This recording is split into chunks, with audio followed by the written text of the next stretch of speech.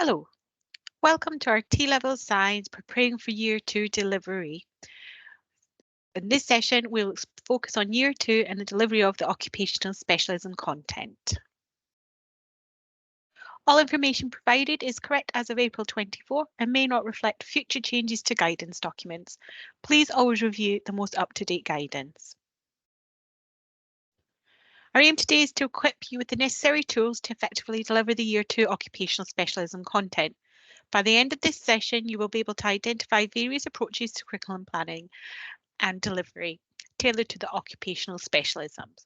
You'll also have the opportunity to explore teaching and learning strategies adaptable for preparing students for synoptic assessment, ensuring they're well prepared for the challenges ahead. Additionally, we'll delve into best practice for formative assessment, focusing on bringing knowledge to life in your delivery. This includes meaningful links to the industry and building upon students' core knowledge within their specialist area. So what's in Year 2? So in the Science T-Level programme, students can specialise in 3 occupational specialisms: lab science, food and metrology. We will give you an overview of all 3 OSs, however, our main focus today will be laboratory sciences. These specialisms provide focused training and skills development in their respective areas, preparing students for roles in these vocational. In the occupational specialisms, knowledge and skills are structured side by side within themed sections, with sequential numbering throughout the performance outcomes. K denotes knowledge statements, while S denotes skill statements. Mandatory contents include 3 to 4 performance outcomes. So for lab science, you have 3 mandatory performance outcomes. And with food sciences, you have 4 mandatory performance outcomes. Let's take a closer look at the 3 synoptic assignments for the 3 occupational specialisms, beginning with lab science. So assignment 1 consists of 3 tasks. Task 1 involves research, including a literature review, and is allocated a duration of 3 hours. Task 2 requires students to write standard operating procedures, or SOPs, for a laboratory procedure with a 3-hour time frame. Task 3 focuses on writing a risk assessment and is allocated 1 hour for completion. Moving on to assignment 2, which is divided into 2 parts. Part A tasks students when carrying a lab procedure, following on SOP and safety information, and recording results and analysis. This part is given a duration of 3 hours. Part B mirrors Part A with another lab procedure to be carried out, followed by result recording and analysis, also allocated 3 hours. Assignment 3 encompasses a more extensive set of tasks. Task 1 involves evaluating data and identifying issues with a duration of 3 hours. Task 2 focuses on identifying error types and factor identification. Task 3 centres on the investigation of issues, with Task 4 entails data processing, and together these tasks are allocated a total of 16 hours. These synoptic assignments are comprehensive assessments designed to evaluate students' proficiency in various lab techniques, data analysis and problem solving.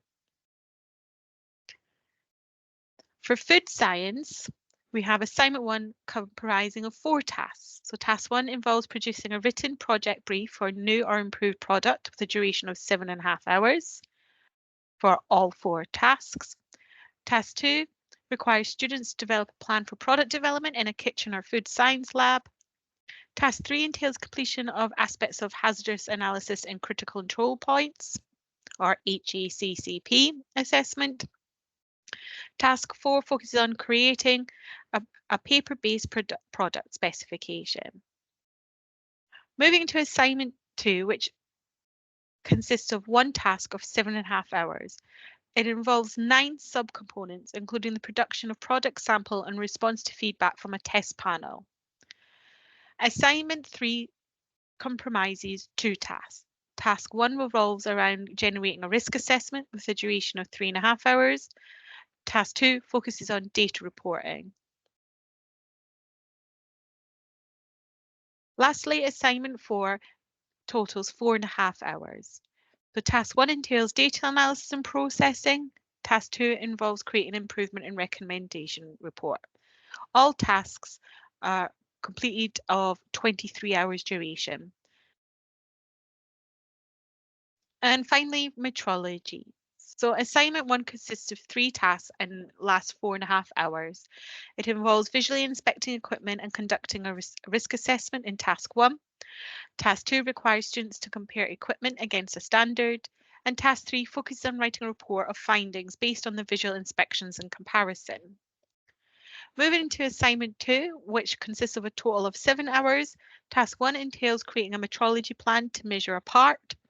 Task 2 involves conducting measurements of sample parts using a plan. And task 3 focuses on analysing and presenting measurement data in written report format.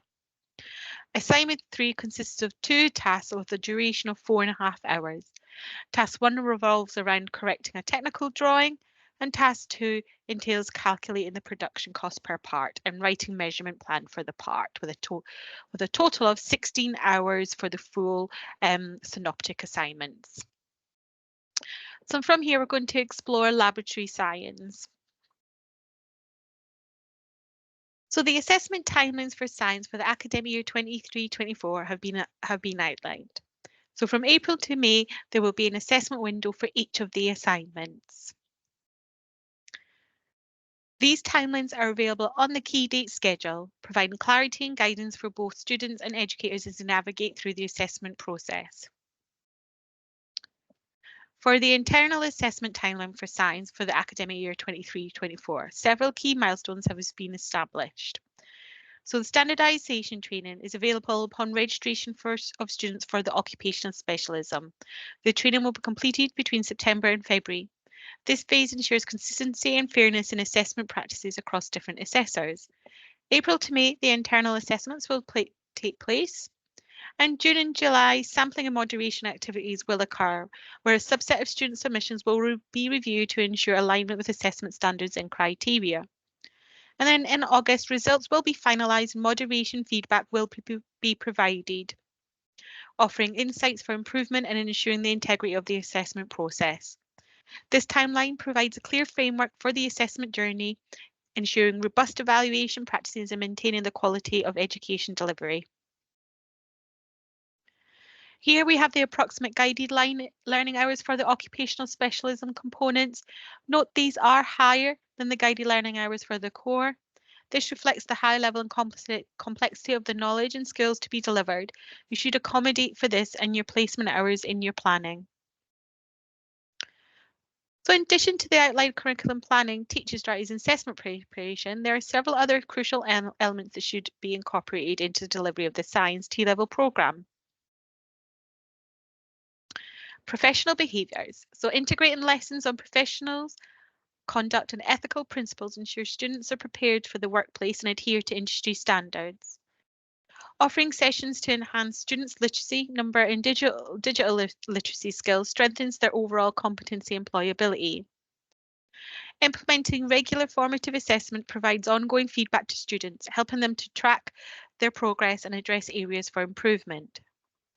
Encouraging students to synthesize information from various sources fosters critical thinking and problem-solving abilities, essential for success in science.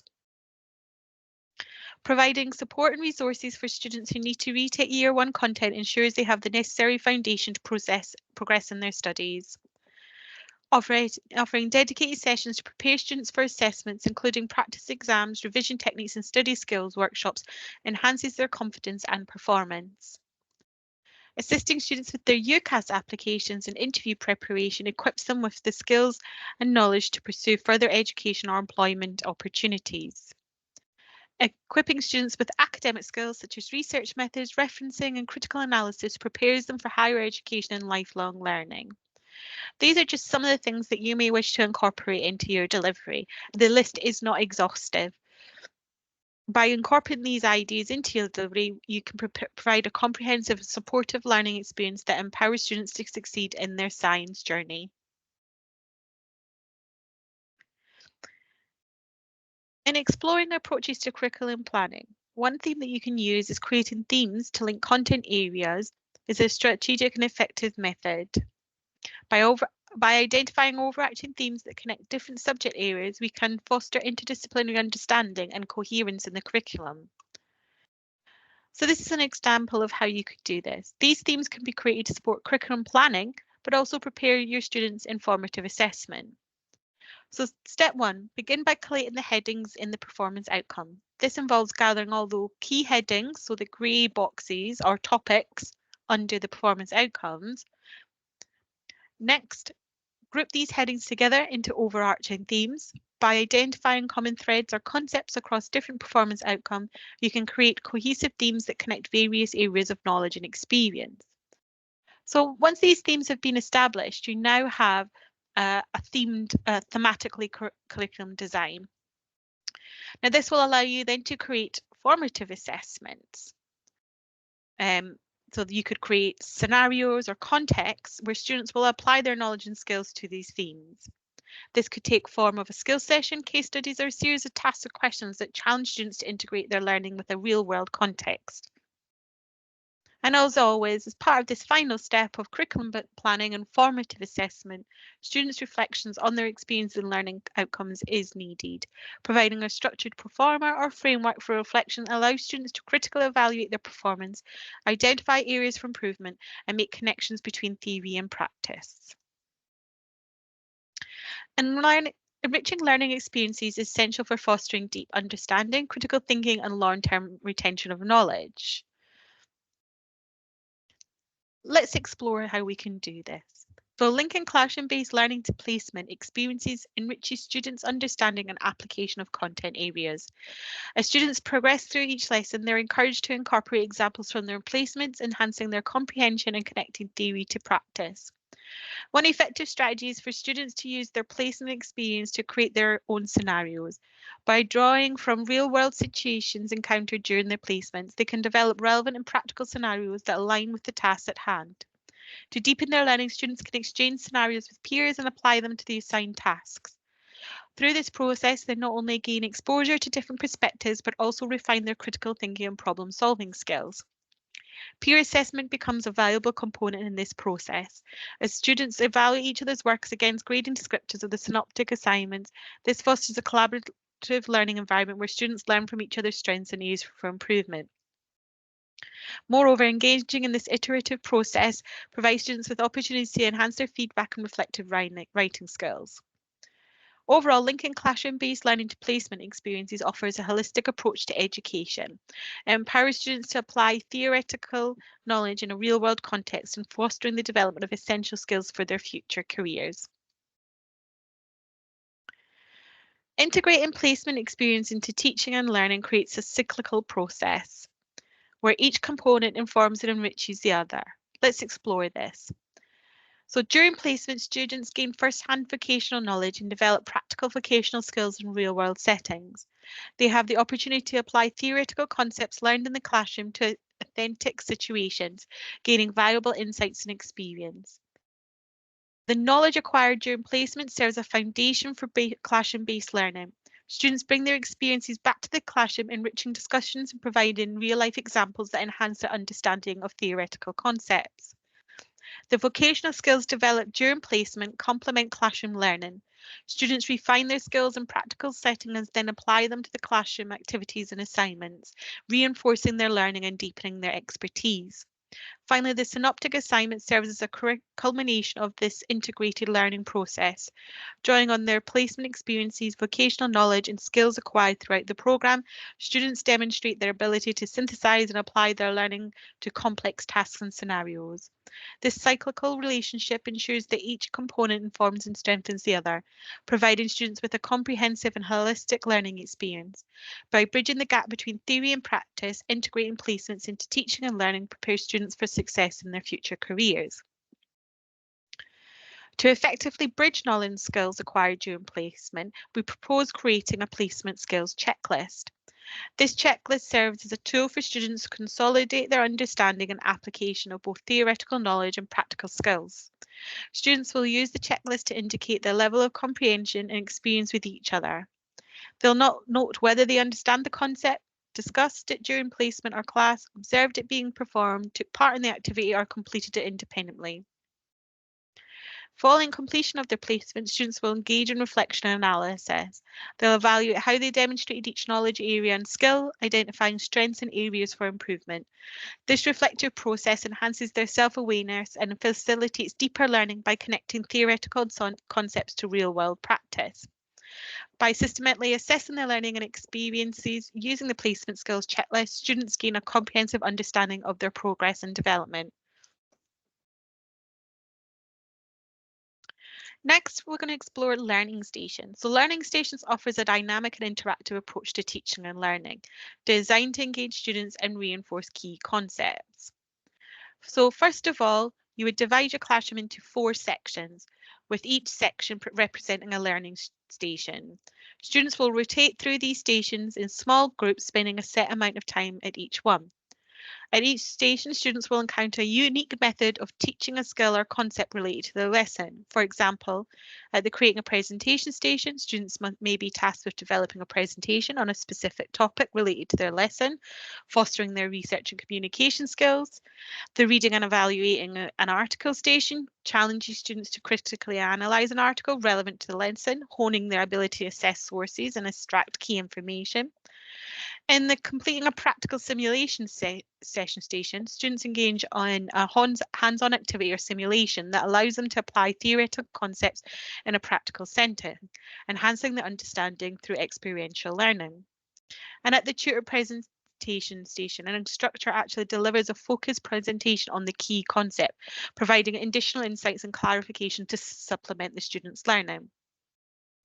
And finally, once all stations are completed, students will then have an opportunity to reflect on their learning experiences, consolidate their understanding, and identify areas for further exploration or improvements. By rotating through these diverse learning students receive a well-rounded and immersive learning experiences that caters to different learning styles and preferences. This approach focuses and fosters an active engagement, collaboration, and deeper understanding, ultimately enhancing the effectiveness and impact of the lesson. And learning stations can be seamlessly adapted into formative assessment stations, aligning with different format of occupational specialism assignments. So again, similar to learning station, you would have 4 formative assessment stations. So one, there may be a risk assessment creation. Another, there may be a case study with themed questions. A practical session at station 3, and a professional discussion with the tutor at station 4. Finally, all formative assessments would then finish with peer marking using the descriptors from the synoptic assignments and reflections. This will allow for students to peer assess and provide constructive feedback and allow students to reflect on their learning journey. So this is just 2 ways in which to develop and enrich your students' learning experiences. Now let's explore key strategies to prepare students for synoptic assignments. So here we have examples of 2 strategies. So with problem-based learning, you have create groups activities to synthesize learning. Problem-based learning allows for cooperation, which is great for developing those higher order thinking skills. They get a stimulus and have to hone that down to identify the problem using their knowledge and skills. Research has shown an effective technique in developing the critical thinking of lab science students is instructing students to make decisions based on quantitative data comparisons during lab experiments, then applying these in real time. These cycles of decisions lead to students making improvements to the experiment without instruction, as well as stating the limitations of their experimentation. So these are just 2 examples of strategies that you could use in your delivery. As students progress into year 2 of the study, several key development areas become focal points for assessment. These areas are critical for measuring students' growth and readiness for the challenges ahead. So now we're going to explore Chief Examiner overview for assignment 1. So with assignment 1, some students struggle to fully comprehend the task brief, leading to errors in their methods and approaches. Misinterpretations included using calibration as a method or inappropriate comparisons. Students generally had good structure for answering tasks 1 and 3, providing relevant and valid information. Task 2 posed challenges with equipment lists and analysis methods, but students who understood the brief succeeded. The paper was challenging, particularly for reaching higher bands. Many students had difficulty reaching the required depth for top scores and lacked the critique needed for task 1 and the precisions required for task 2. A notable issue was the lack of reference of dead time throughout the assignment, which was a significant aspect mentioned in the marking scheme. Most students achieved a pass with logical points throughout tasks. Higher distinctions were achieved by providing good critique and justifications in task 1, linking tasks, writing detailed SOPs and evaluating risks. So let's take this assignment into more detail. So for task 1, Task 1 was accessible for students, with more students achieving scores in the lower to middle bands. However, there were significant differences in performance across different bands. Few students reached the higher bands due to challenges in justifying strengths and weaknesses of sources and understanding the reliability of different types of literature. Students were generally able to provide an overview of literature sources such as authors and types of evidence, such as primary or secondary. However, many struggled to grasp the factors that makes certain literature more reliable than others. The linkage between the literature review and the SOP was a challenge. Few students effectively connected the literature review to their planned methodology. Students had difficulty critiquing literature sources for the SOP, especially when it came to critiquing the literature suitability for the SOP. And few students discussed safety consideration in the literature review, such as safe radioactivity levels or safety measures for their proposed method. For task 2, students demonstrated varying levels of success in task 2. While most students were able to list equipment, few reached the highest marks due to a lack of detail, particularly not mentioning all required equipment. Writing a justified hypothesis with reference to literature was challenging for many, leading to generalized assumptions being made. Most students managed to write safety procedures, with some achieving a comprehensive list. Clarity and communication played a role in distinguishing different bands. Writing the SOP was generally successful, but fewer students achieved the top band. They struggled to include methods of analysis in reference to dead time. Some students chose incorrect methods for their SOP. Students generally struggled with the methods of analysis section. Few could accurately describe and explain their chosen method, and some students did not even attempt this part. For task 3, students performed well in task 3, describing relevant risks and suggesting appropriate control measures. The hierarchy of risk was a key consideration in scoring. The best fit approach allowed some students to achieve higher bands by compensating for weaker areas with strong performance in other aspects. Top scoring students for task 3 demonstrated a comprehensive understanding of risks, covering various types of hazards such as radioactive, electrical, and general lab risks. They displayed awareness of risk hierarchy and provided specific logical control measures. So overall, the themes highlighted challenges students faced in critically evaluating literature, linking it to their methodology, writing clear hypotheses and addressing safety concerns, as well as effectively describing methods of analysis. The risk assessment demonstrated varying levels of understanding and application, with top performing students displaying a broader perspective on risks and control measures. Let's explore the key themes observed during the moderation process of Assignment 2 in the Occupational Studies programme. So ensuring students comprehend the purpose and structure of their internally assessed task moderated externally. You should be providing clear instructions on the simulation context and objectives of monitoring radioactive contamination and agriculture produce. The students should be reinforcing the importance of following SOP for accurate data collection. Addressing common errors such as unfamiliarity with equipment like Geiger counters, incorrect unit usage, and lack of calibration. Emphasizing the significance of proper handling techniques for contaminated samples. Encouraging students to follow instructions regarding data transfer and avoid including unnecessary raw data. Providing additional training and resources to improve proficiency in data collection methods. Fostering better presentation skills for transferring raw data to the lab a laboratory information management system or LIMS, and providing guidance on formatting, including heading, units and processing requirements in data tables, supporting students in understanding the importance of significant figures in data representation. Offering practical training to enhance manual dexterity and proficiency in aseptic techniques, encouraging critical application observation checklists and making marking criteria by assessors to ensure accurate evaluation. Reinforcing the importance of submitting all required evidence outlined in the T-level students' evidence upload checklist, advising against the submission of non-essential evidence like video footage to streamline moderation process, and providing support to ensure providers understand and adhere evidence upload checklist requirements. So these are just some of the overview of the moderation for assignment 2. And now we're going to take each of these components and look at them in a bit more detail. So part A, task 1A.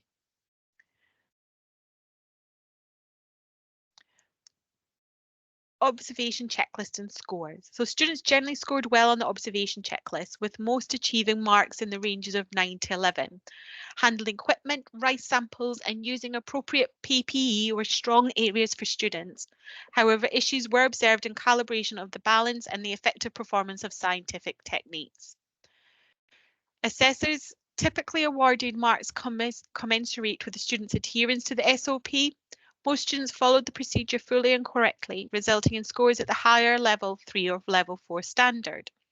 Weaker performances were usually due to not conducting background radiation checks in different locations or maintaining an appropriate Geiger counter height.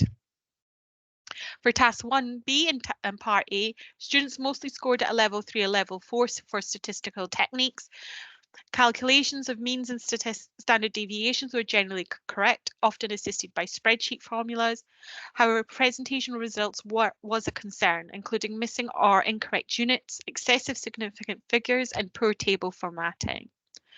And while conclusion analysis were required for the task, emphasis should have been placed on the quality of these sections within the assigned level, rather than determining the level itself. So for part B, task 1A, similar trends were observed in part B, task 1A, where students scored well on the observation checklist. Sterilization, organization of the workstation, safe handling of equipment, and proper use of PPE were strong points. Flaming techniques and specific scientific techniques posed challenges. Assessors assign marks based on the level of aseptic technique performance. Students generally followed procedure correctly, placing most performances in level 3 or level 4. Weaker performances often resulted from incorrect flaming techniques, pipette handling, inoculating loop use, streak plating technique, or Petri dish handling. In relation to 1B, students frequently scored in level 3 or level 4. Errors were relatively rare and presentation issues were like those observed in other parts.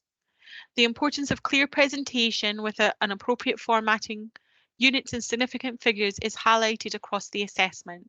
Higher bands required not only accurate calculations, but also meticulous presentation. Some assessor marks and commentaries were modified during moderation due to lack of detail, contradictory evidence, or overlooking suitable descriptors of the performance levels.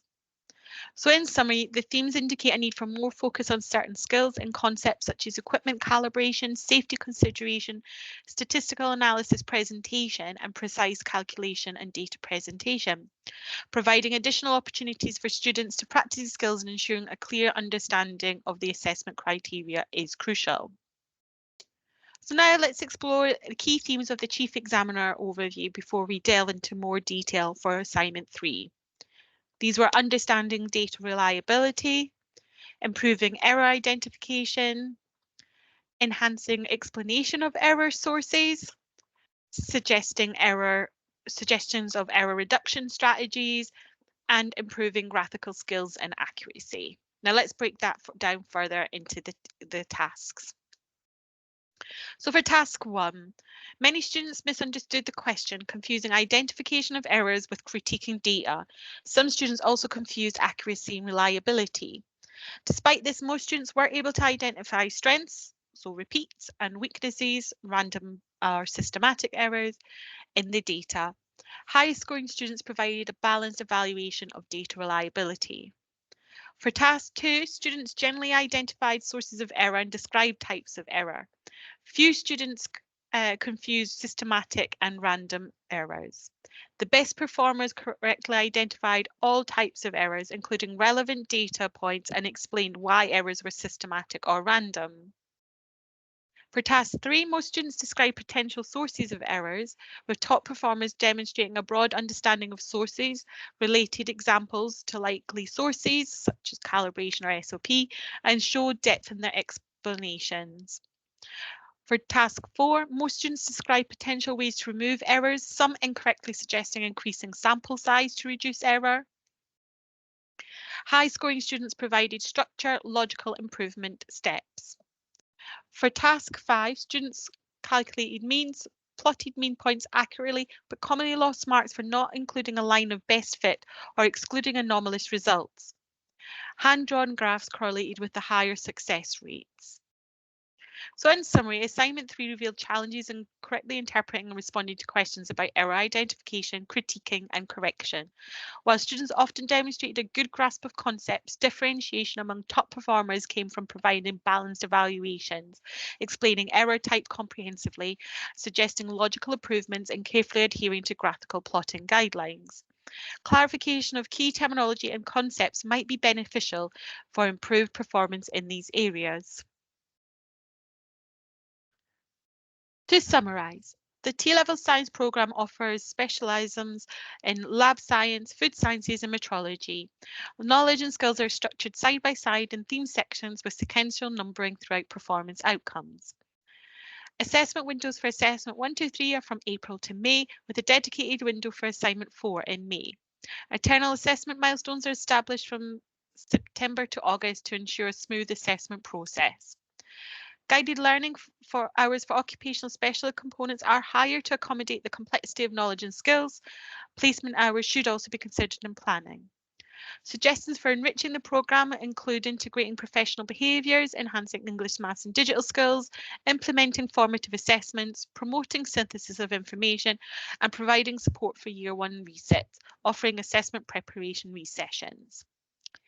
Thematic connections and curriculum planning involve collating headings, grouping them into overarching themes, creating scenarios for applications, and facilitating student reflection. Linking classroom-based learning to placement experiences enriches students' understanding and application of content areas. Peer assessments and reflective writing are integral components of this process. A placement skills checklist facilitates students' reflections on theoretical knowledge and practical skills acquired during placement. It fosters self-awareness and continuous improvement. Learning stations can offer a dynamic and interactive approach to teaching and learning, catering to different learning styles. They promote active engagement, collaboration, and deeper understanding. Feedback and themes from assignment 1, 2 and 3 highlight challenges and areas for improvement in understanding briefs, structuring responses, addressing safety concerns and presenting data accurately. Themes for moderation and developmental processes emphasise the importance of understanding assignment structures, improving skills and data reliability, error identification, error sources, error reduction and graphing. Assignment 3 revealed challenges in correctly interpreting and responding to questions about error identification, critiquing and correction. Differentiation among top performers came from providing balanced evaluations, explaining error types comprehensively, and suggesting logical improvements and adhering to graphical plotting guidelines. Please take a few minutes to complete this feedback form. Your input helps us to understand what we're doing well and where we can make improvements. Your feedback will be kept confidential and used to enhance your experience with us. So throughout this session, we have successfully achieved our aim of supporting staff in the delivery, planning and preparation of students for assessment in Year 2 occupational specialism content. We've identified various approaches to curriculum planning and delivery. We've explored a range of teaching and learning strategies. And lastly, we have shared best practices in formative assessment. By making meaningful connections to industry placement and building on students' core knowledge within the specialist area. So overall, by addressing these key areas, we have equipped you with the tools and strategies to effectively support students in the Year 2 OS content. Through collaborative efforts and commitment to excellence in teaching, we are confident in your ability to prepare students for success in their assessments and future careers. Thank you for watching this T-Level Science Preparing for Year 2 Occupational Specialism session.